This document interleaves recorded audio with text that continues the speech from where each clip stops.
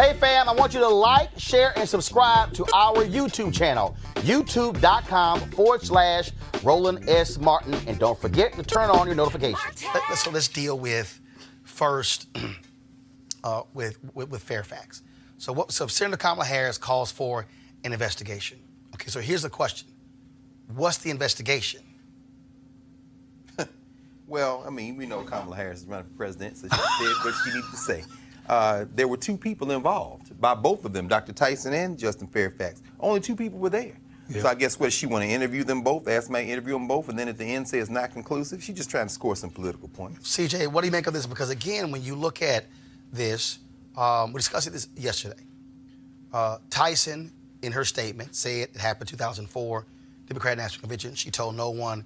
Then she told her friends in 2017. So you don't. There's nothing that, unlike other cases where somebody said, "Oh, I told a friend immediately after it happened," or "I told a therapist." You have nothing like that. So when Senator Harris says there should be an investigation, what's the investigation? I think personally, again, as the handsome gentleman to my left stated, yes, with Senator Harris, she is running for president. But at the end of the day, I think, Dr. Tyson, she deserves to be heard. It is a he say, she say, because there are no witnesses. But then it brings back to the notion that women are saying that a lot of times these incidents are, suppressed. And sometimes they're out of fear, out of a lot of things, as Senator Joni Ernest showed, that they don't necessarily go forward in those first couple of years because they are embarrassed. So I think the question begins, where will an investigation go? How should it be started? And then you also deal with the fact that you now have another congressman who said that she has shared this information with her Senator Bobby Scott of Virginia. Well, but the first thing you got to do is you got to have someone willing to investigate. You have to have a claim. Mm-hmm. You have to have a complaint filed, and that would be in Boston. And the 15-year statute of limitations for that type of investigation was still in place, so the statute of limitations is out. But this individual, the complainant or the accuser, has not filed a complaint. And it's been several years. So the investigation wouldn't be a federal investigation. It would be a state investigation. That is correct. Now, the Virginia has its state commissions, or the Senate or the House could investigate Justin Fairfax's conduct here. But what would the enforceability be, because it happened in Boston? Now, they could get or try to get corroboration. But the accuser's biggest challenge here is that she didn't file a complaint. She certainly has talked about it to a few opportunities she's had to, but then she did a program, as I understand it, on this kind of there was an interview she did in 2007 where she talked about the issue of sexual abuse. Exactly. And she talked about her father molesting her. And in that interview, she did not bring up what happened in 2004. Now, that doesn't mean it didn't happen, right?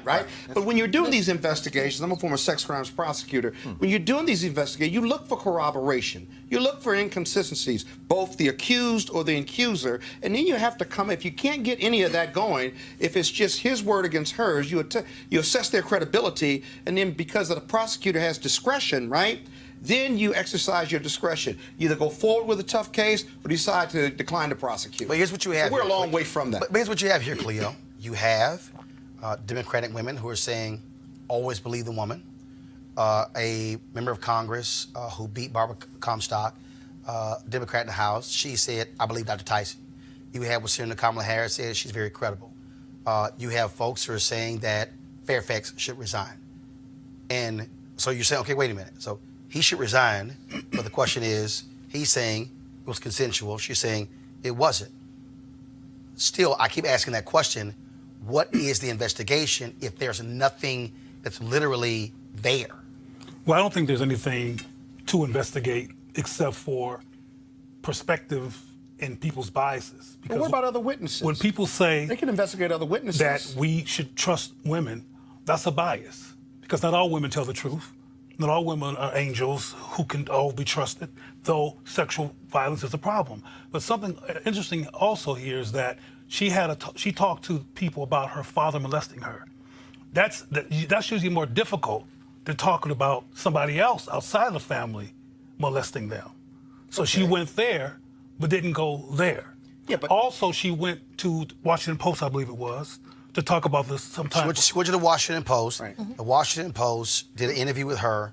Washington Post decided not to. They also interviewed Lieutenant Governor Justin Fairfax right before he got inaugurated, and they said they could not corroborate his story or her story. There was nobody for them to talk to. Now, or any other Now, when did she incidents. write this Right, and other narrative? incidents. When did she wite this narrative that was on all over the media yesterday? She Well, wrote her it- lawyers did that. She hired She lawyers. said This is very recent, right? She said that initially she saw a picture of him. It was in October 2017, the month before the election when he ran for lieutenant governor and won, and saw it, and that brought back the flood of emotions. And she said she began to tell friends what happened in 2004. Well, Now, like I But said here's before, the deal. We know statistically only 2 to 6% of everyone that accuses of another person of a crime, including sexual assault, only 2 to 6% of them statistically ultimately are found to be lying about it, right? Another 90%, the rest of the 90% are telling the truth. So we know that we don't know she's which one. believable. We don't know which one she is. No, we don't know where the well, percentile the odds are she falls. something may have happened, if you will. No. Hold on one second. Right. One second. Something did happen. Something did Well, happen. One second. But my One second. Hold on. You can make the point when I finish. Something did happen. She says he forced oral sex. He says it was consensual. What we don't have here, we don't have him saying nothing happened. She's saying something did happen. He's saying it was consensual. She's saying it was forced oral sex. So the act took place. The act, Something some act took place. The act took place. Right. The issue here, which I keep asking, is that if there is an investigation, if you have a newspaper like the Washington Post, who has been covering a lot of these stories, say they could not find anyone to corroborate her story or corroborate his story. Right. She says, I told no one about what happened. Clearly, he didn't tell anybody, hey, I got a blowjob. All right? I don't know who goes around actually saying that. So the question is, you're now left with her But making allegation, him, lieutenant governor, and folks calling for him to resign. Right. So the question is, should he resign based upon an allegation that he says he differs from her? CJ, then Scott. well, the question becomes, she also stated that after the incident, that she avoided him the rest of the convention. And so without any other things that you could say, if there's no video of that she rushed out of the room and, in disarray or harmed, then you have to deal with, okay, who's going to go back to 2004 and who did she work with to see that she actively avoided Justin in their work environment? The statistical information I just quoted was showing that that something happened and that she's telling the truth. No. We know something happened. I know. The but question is, let me get they to my differ point. on what happened. Right, but to investigate, you need an accuser. No, he shouldn't resign if it's just this allegation. And if you were going to investigate, right, if you did have an accuser and you've got an accuser, but like a formal investigation, you would interview those individuals and you would see. You would ask, are there other people you communicated this to? Did he communicate this to someone else? And interview those witnesses. Are there any documents, diaries, any writings or documents that support the allegation? She says or no. against it? She Okay. says All right. She says she did. Okay. But if you're going to have a formal one, you'd have a formal investigation that include the same thing. Okay. So then the question is, what's that formal investigation? Does she have to file? Does she have to file something? Yes. Well, we said She has to file but we something. She could file something with the Senate or with the Boston Police Department. Oh, with the Senate. Well, the Virginia Senate. Okay. So she would have to go back to the Boston Police Department, which now calls into question what if there are any statute of limitations, how long is that, all of that. She's within the statute of limitations go of the ahead. Massachusetts Right, but law. also she needs to, she stated that she avoided him. So who else were her supervisors in that work environment that she and Justin were in that will show and acknowledge? He was working for, they were for different people. Right, They weren't. but- How long ago was the Washington Post article? No, that wasn't a Washington Post article. I mean, They didn't the write- investigation for She an approached the article. Washington Post in late 2017. Okay. And then they decided by early 2018 they did not have anything to corroborate the story, so therefore they did no story. So my question would be, why didn't you file a complaint ever? Well, either way, I mean, let's But she stated, hold up. Right. But she stated that when she saw that he could become governor, that's when she was like, this is unfair. which also what was unfair? Him being governor? him becoming governor. So what she did, Knowing he had conducted so what himself she that did was she shared the story with a friend in a private chat. The friend grabbed a snapshot of that, Right. sent it to a website, Right.